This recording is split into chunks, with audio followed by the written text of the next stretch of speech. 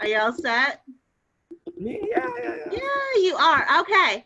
I was ready. Well, Ready. I'm gonna welcome everybody. I first of all, I just want to apologize for this. We had some misunderstandings on the time and just getting everything connected. So, for anyone who's still with us, thanks for joining. We really apologize for the delay. We were able to post on Facebook, but of course, we were also hoping to get this going despite everything. So, I want to go ahead and first of all, thank you for staying with us and joining us and for uh, coming and joining us for our very first Exchange Makers series today. Uh, Today, we're going to be featuring our 2019 International Exchange alumni, Kevon Foderingham. My name is Xiao Yin. I am the Executive Director of the World Affairs Council of Kentucky and Southern Indiana. We are a hub for international exchange, dialogue, and learning located in Louisville, Kentucky. We are also part of three national networks, the World Affairs Councils of America, Global Ties US, and recently we joined the Sister Cities International. We facilitate a number of professional and youth exchange programs throughout the year, as well as speaker programs and educational opportunities for the Kentuckiana region year round. We are a member supported organization, but not member exclusive in our programs, which are open to the public. And we just want to make sure that we are able to provide the community with access to expert analysis and really quality discussions on topics that impact us locally, nationally, and globally, especially during this pandemic. So just a very quick background about this series, the Exchange Maker series. It was created to really connect us with the diverse international professionals and leaders that the World Affairs Council hosts each year through a variety of international exchange programs. Many of these are federally funded exchanges, and they touch on a wide range of themes that impact the well-being of our communities, both here and abroad. The participants from these exchanges come from all sectors of society and around the world, and all are established or emerging leaders in their respective fields. So today, we are very excited to kick off our series with one of our 2019 alums, Kevon Foderingham. Kevon was in Louisville as part of an international visitor leadership program, which is a flagship exchange program of the United States Department of State. Kevon is founder and executive director of the Caribbean Fashion and Arts Feature Festival, CFAFF, which is a nonprofit arts education and promotion organization incorporated with the mission to utilize the arts to directly address social issues affecting young people, primarily in East Trinidad. Each year, CFAFF also hosts a multifaceted Fashion Film and Arts Festival, which has screened and honored the best fashion-related films from the region and beyond. And they have been featured in Vogue Italia. So through this organization, Kevon has been able to spearhead and collaborate on community rejuvenation initiatives through large-scale mural projects at a variety of public and community spaces, which brings together some of Trinidad and Tobago's established and up-and-coming artists. So we're very excited to have Kevon join us today and have him back and share his work and experience with us. And before we begin, just want to remind everybody that we are recording this webinar and live streaming it on Facebook. Kevon will give a short story about himself, and then we'll have a quick conversation. And during this time, please feel free to submit your comments, questions at any time, and we will bring them into the conversation as we go. And of course, if you want to make a verbal comment, just raise your hand and we will unmute you. So without further ado, I'm going to turn over to Kevon and have him tell us a little bit more about him. Kevon, welcome. Thank you so much, Joyen. Thank you. I'm happy to be here. Happy to speak to Louisvillians again, though virtual, but I am really happy and thank you for inviting me. Wow, I think that was a brilliant intro. I don't even know if there's a lot more for me to say. But really, I have been, as I would describe, I have been an appreciator of the arts. I have been arts adjacent. That is what I would call myself for all these years. Because my background is very, varied and diverse. I started off my studies in hotel and catering management in the UK. And then that is when I got bit with what they call the entertainment bug. Because the restaurant I worked in was driven by a celebrity chef. His name is Ashbel McKelvey. So he's from the southern parts of America. So he brought soul food to London, basically. So basically, that restaurant turned into a place where a lot of celebrities came. So anytime an American celebrity was in town, they came. So I got to meet people like Patti LaBelle and Mos Def and loads of other entertainers. And that is where I got the bug.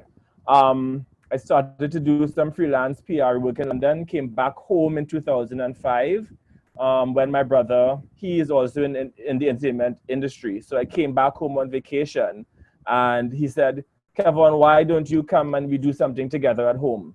So I said, yes, I'm going to give it a few months. We're going to do it. And well, I'm still here. So we did a lot of stuff in the entertainment industry. And then I sort of moved into doing stuff in education and doing stuff in social good. I started to work at PSI, which is a global health NGO. It's headquartered in Washington. And here in Trinidad, we have the headquarters for the region. So that really pushed me into seeing how the nonprofit world works. I was the marketing and communication manager for 11 countries. And at that time, we were focusing on HIV prevention. And then we moved into gender-based violence prevention. And we did some stuff with non-communicable diseases. And that is when I merged my creative side with my social good side. And I saw that that is what I wanted to do. So when I left PSI, I decided I had to do something for myself, but something that clearly merged creativity with social good. And that is how Caribbean Fashion and Arts Future Festival was born. We saw that there was a link between fashion and film, but we did not know how deep that went. So I did some research and realized that there were numerous fashion film festivals across the world, and our region did not yet have one. So literally within a year, we put together our first edition in 2016, and it went on to be quite a success. We got submissions, I believe, from 20 different countries around the world, and definitely straight out the gate, we featured in Vogue Italia. And it has been just amazing. It has been really amazing. But when we established the festival, we established the entity itself as a non-profit entity, because I always knew that after the festival reached a certain standard, reached a certain place, we did want to move into community-based work. So the festival really was a promotional effort. It was our marketing effort to then move into community work. And we jumped right into partnering with different communities themselves. They started to invite us in to actually come and do mural work.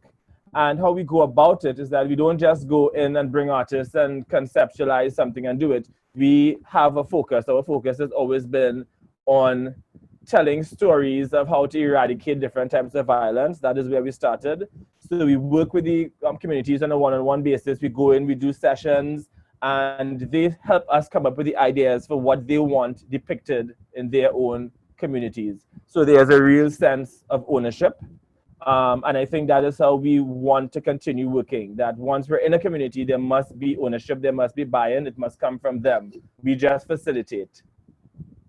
So let's now sort of fast forward to where we are now in 2020. So basically, Caribbean Fashion and Arts Future Festival, we have been doing all of our work under that brand name, but we are now changing our brand. The entity will still exist, but we are doing a rebranding, and it's going to be called the For Common Good platform. So that is basically, we're trying to achieve a global platform, a global network to highlight the work of all the entities who are doing work in using the arts to promote social change. So that is where we are now. We're really trying to build out this platform, and yeah, it's going to be some exciting times because we are partnering with the World Exchange, with the World Affairs Council on some of that, but we can talk about that a bit later. Okay, that sounds great. What a journey you've had from Yes. London to restaurant and all the way to really convening this huge undertaking with the festival.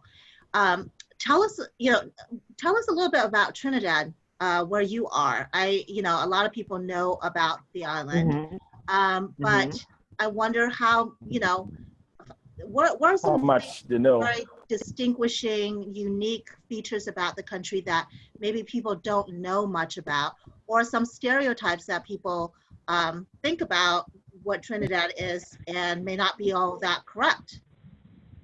Okay.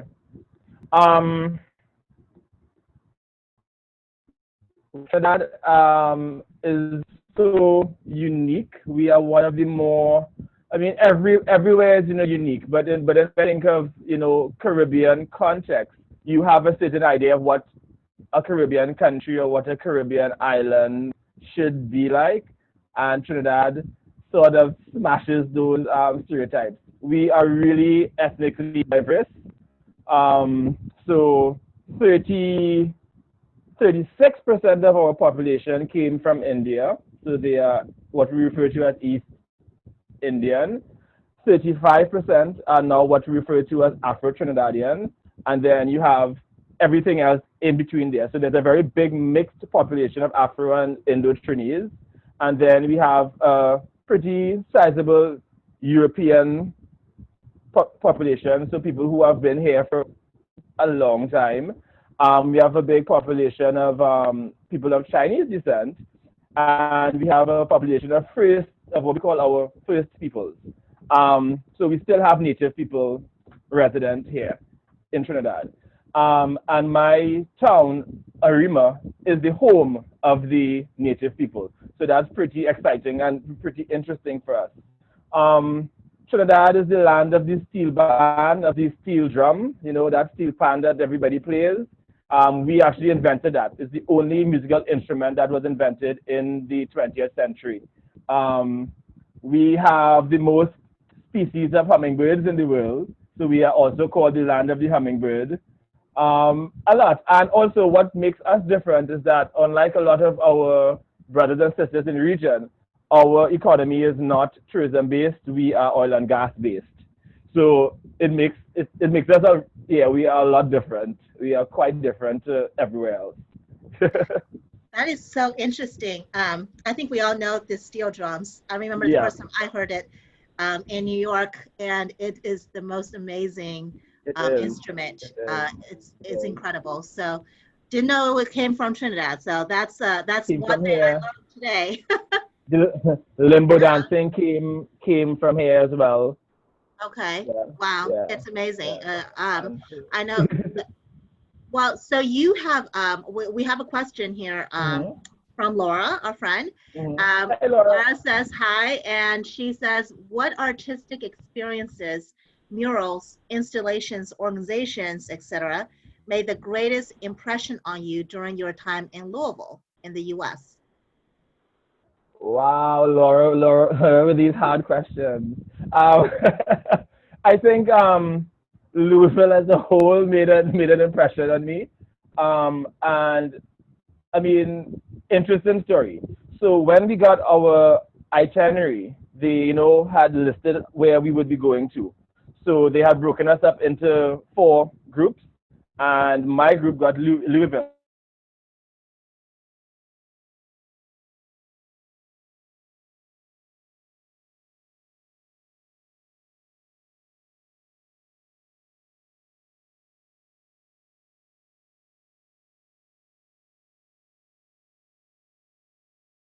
This is like home.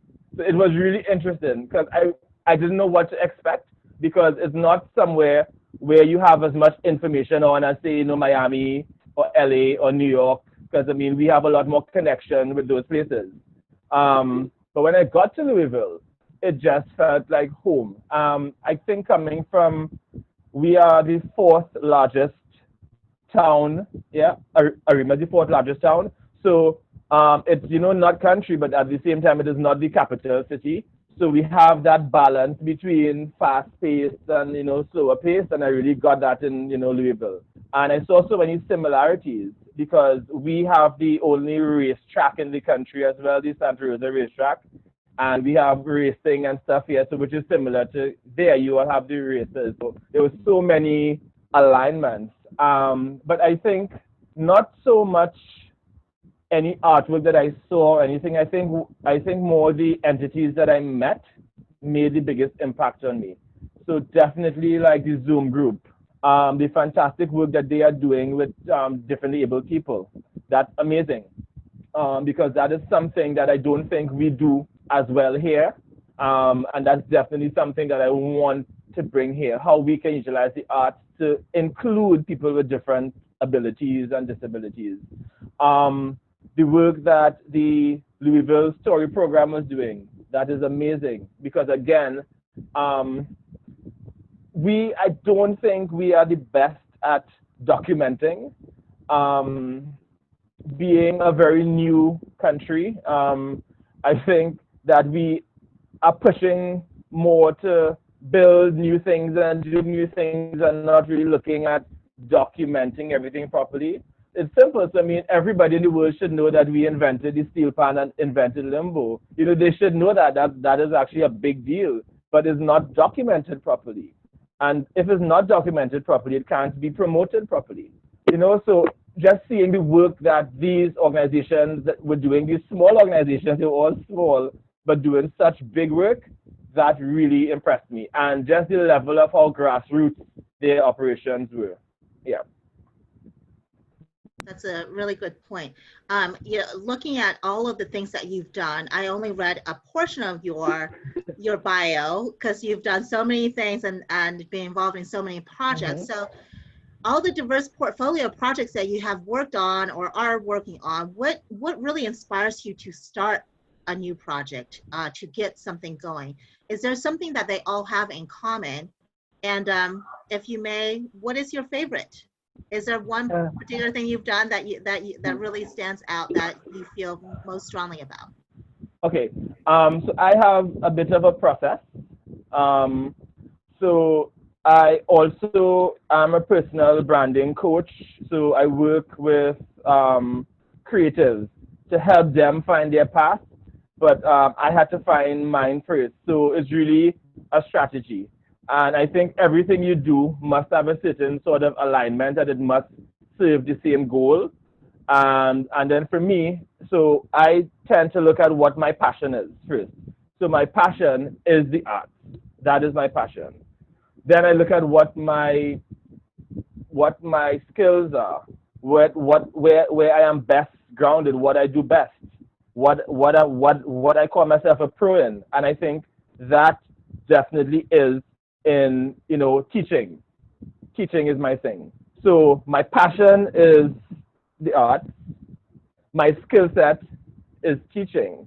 And then what is my purpose? My purpose is in connecting people. It's in building networks. So once you put all those three together, everything you do serves those three purposes. So it all serves to one end. So all of my projects must include an element of art, an element of teaching, and an element of bringing people together. I think my favorite project, which we didn't speak about, is East Yard. So East Yard is something that we founded in 2017, and East Yard is where we operate out of. So it's the East Yard Creative Arts Community Center. And yeah, it was a labor of love. One day I decided that I was going to look at the paper, and I just zoomed towards the vacancies and places for rent, and I saw this place.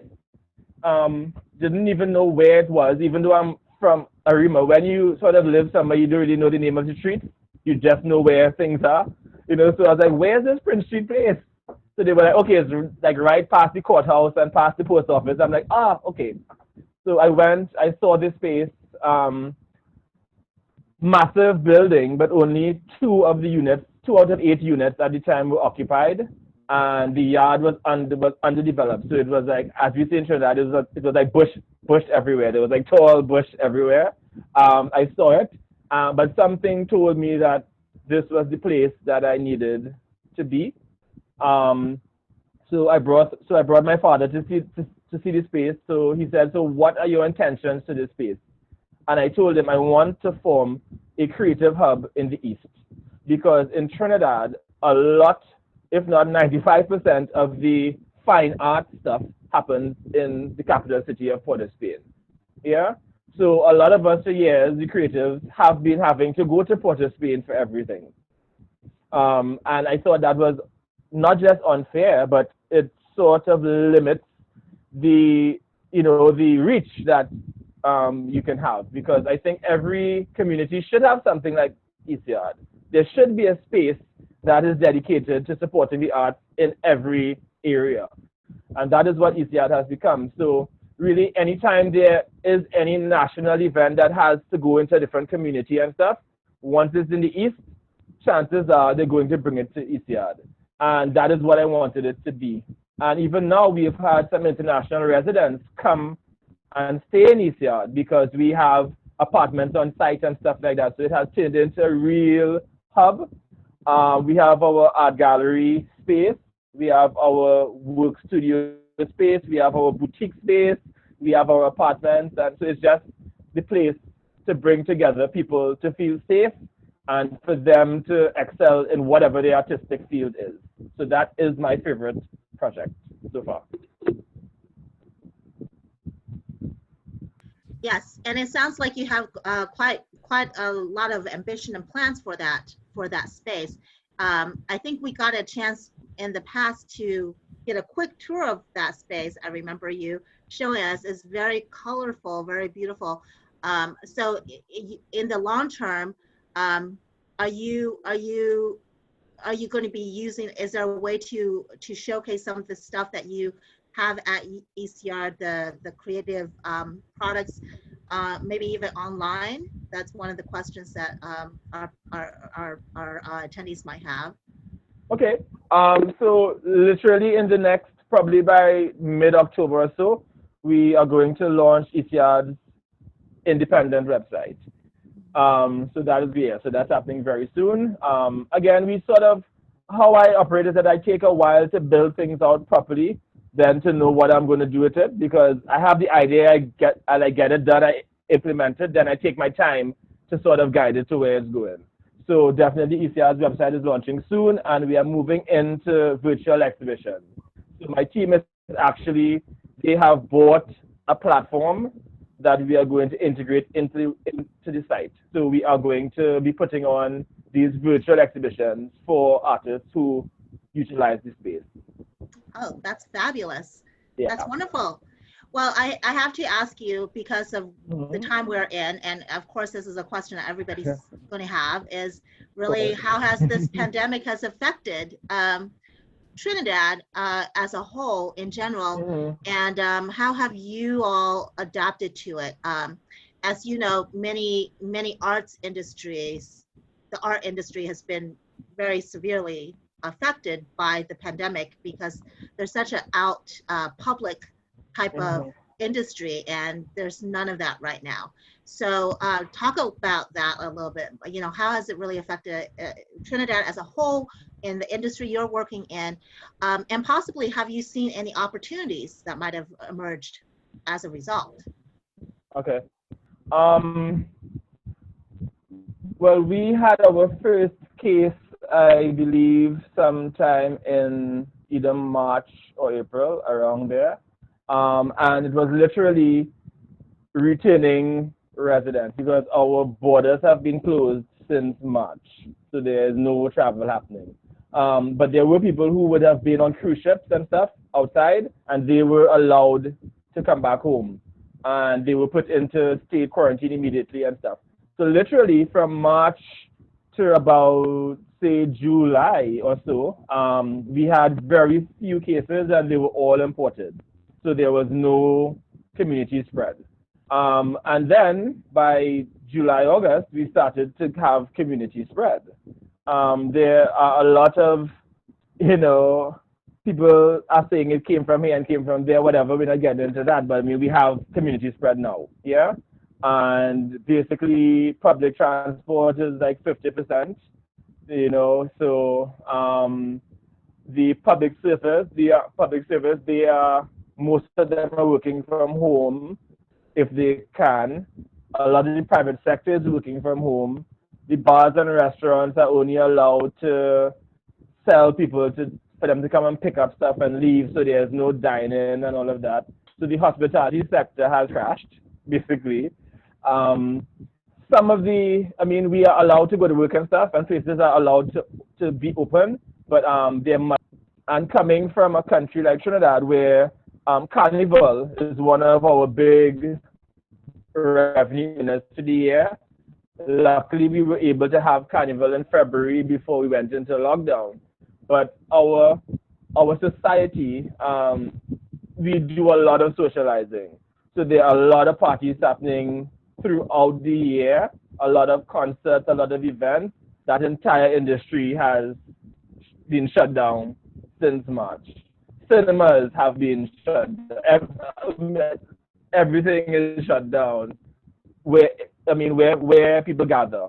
And that has had a serious impact.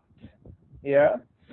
Some art galleries, if not most art galleries, are open, but they are only open for like 1 or 2 people coming in at a time. So, I mean, at least people are still getting to see the work and stuff, but it's still, yeah, anytime you have an industry where you need people, that has really suffered. I think there have been a lot of instances where people have shifted what they can shift online, but the problem comes in how do you monetize that? So yes, you have your conferences happening and you have this going on and you have all of this going on still, but then you can't really monetize it. But at least it can still happen. So we had our Trinidad and Tobago Film Festival, which happened last week. It was all online. We had the Film and Folklore Festival, it was all online. We had our Literary Festival, all online. But I mean, though the cost to put it on has decreased because it's online, I'm sure they haven't been able to generate the kind of revenue that they would need. Yeah. So yes. But I think for us personally, for CFAFF, we have decided to no longer do the festival. And it was something that I had planned to do anyway, but COVID just, pushed that to the forefront. And our focus is on really now utilizing the technologies that are available to us to connect the world, to connect everyone who is involved in using the arts for social change. So I think the experience of COVID and what it has brought to the forefront in terms of the technology, that seems to have worked well for us. Yeah. So yeah, I think that's the case for many of us. The pandemic really accelerated the need to be much more virtual than we had originally planned, even though that's probably the direction that most people were going to go in some fashion at some point. So we're kind of forced to do that. I think, I just want to kind of wrap our conversation up with something that's obviously very important, because this is how we got connected, and that is really your experience coming to the U.S. We host programs like this throughout the year. The importance of international exchange, and especially during this time when you can't have that in-person exchange. Talk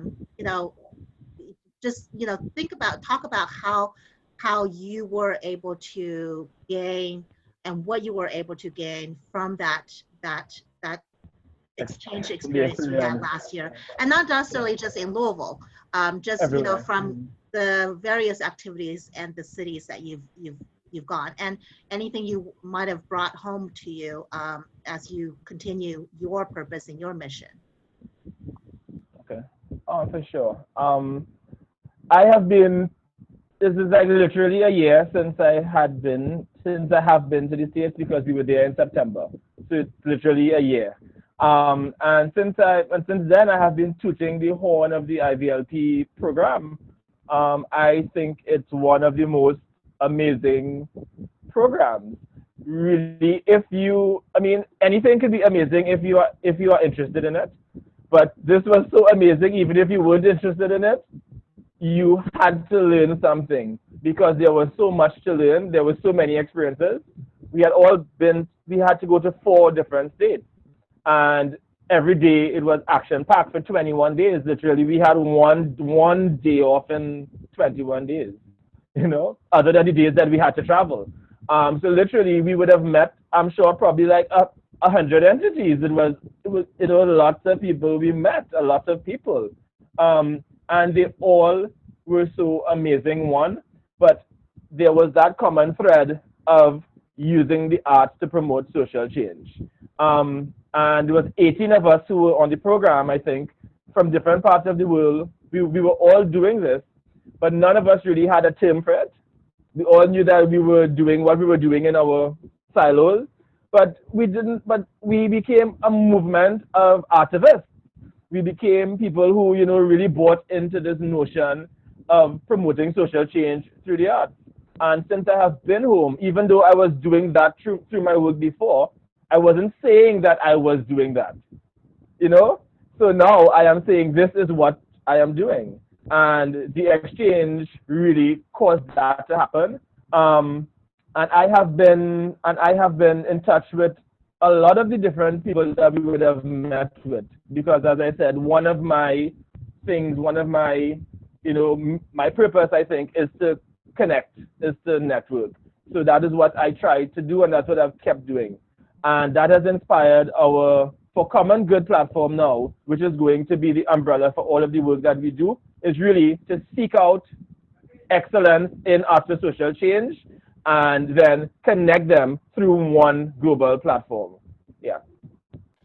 Yes, and I'm glad you mentioned that because you have a great podcast under that name called For Common Good, right? And it seems pretty active. You've spoken to quite a number of emerging and maybe, very diverse artists all around the world. It seemed really interesting podcast, and we love to share that after, just so that others who are interested in this may be able to have access to that.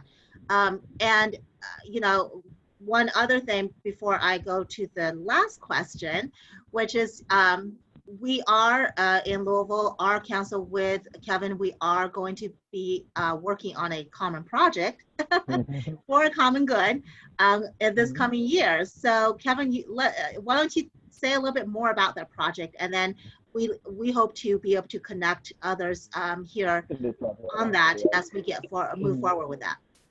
Okay. So definitely this project, as soon as I came home, I started thinking about it. Because as I said, Louisville made me feel very much at home, and Arima feels a lot like Louisville. So I had to come up with a way that we can do an exchange because it just made sense.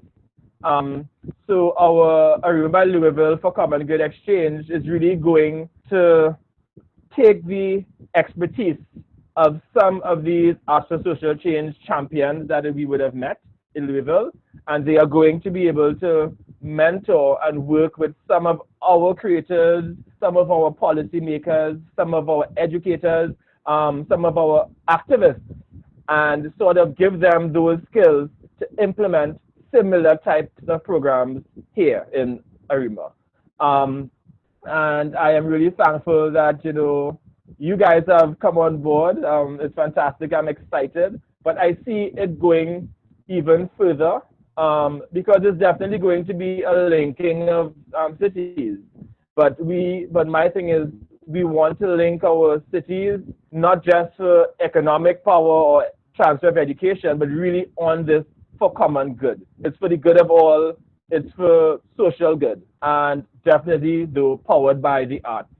So I'm really excited for that. And we have a junior program to that as well, which is the Youth Arts Enrichment Program, which is similar, but we're going to be not just working with people from the States. This is going to be we're going to bring in a lot of expertise from abroad. So a lot of these people who have been on my podcast have decided to volunteer their time and talent to work with 100 young Trini youth to teach them different elements of theater and music and dance and visual art. So we have people from Burundi, South Africa, Myanmar, the Philippines, and one or two other countries. But they're going to not just teach them about their own practice, but our young people are going to learn a bit about these people's culture. So I think that is the more exciting part of it. That's exciting. That's really exciting. And we're really looking forward to working with you on that. And that piece of the youth piece might be an opportunity too, because I know we have many programs here in Louisville that will be really interested in that type of exchange and hearing from artists all around the world, you know, their workshops and things like that. So, well, Kevin, before we wrap up, one last question. Are there any famous authors, artists, or figures from Trinidad and Tobago that you want the audience to learn about or explore? Oh, there are quite a few, but I think because Trinidad is so much identified with Carnival, I think you should definitely, everybody should research someone called Peter Minshall. P-E-T-R, Peter Minshall, M-I-N-S-H-A-L-L, Peter Minshall. He is an acclaimed carnival maker. So he makes these fantastic costumes. Some of his costumes have opened the Olympics and stuff like that. So he is acclaimed. Yeah, definitely. And I mean, through, you know, researching him, you will get to understand a lot about Trinidad culture. Because he definitely, through his costumes and his carnival bands and through his portrayals, he brings a lot of socio-political stuff into whatever he is actually going to depict. So it's going to be a good way to learn about our culture, definitely. That is a great recommendation. So we'll get a chance to take a look and learn more about Peter Minshall. Thanks for recommending that. Well, I just want to say thank you so much, Kevin, for taking the time to talk with us about your work and really the impact of your exchange experience and just your life experience in taking your, you know, realizing your purpose. I love your creative process, how you really identify the things that you do. It's fascinating. So we really look forward to continue working with you in the next year on a number of these exchange projects. Yeah. Yeah. I'm beyond excited. I'm beyond That's right. excited. I'm looking forward. We have some fun things coming up. So everybody else just keep posted, keep us in mind. More will come. And with that, I want to remind everyone who's on this call, this Zoom, that, you know, we have a number of virtual series and programs through during this time we're offering because we're not able to offer in-person programs like we usually do. But we have a number of virtual series, speaker programs, learning about our local organizations that we work with, and a number in the future, we're going to be scheduling quite a number of these type of programs with our past alum of the International Exchange Program, people like Kevin. So I hope everyone will stay tuned, but you can also find out more about them on our website at worldkentucky.org. And lastly, our next program is next Wednesday. It's a virtual speaker series. It's going to feature David Rendell on his book, Vision or Mirage, Saudi Arabia at the Crossroads. And that's going to be next Wednesday, September 30th at 5:30 p.m. So with that, I want to thank you all, and I hope you will consider supporting World Affairs Council by becoming a member. In the meantime, thank you and stay safe and healthy, and we will see you all next time. We'll see you soon, Kevin. Have fun. Thank you. All right. Bye, everybody. Bye-bye. Bye.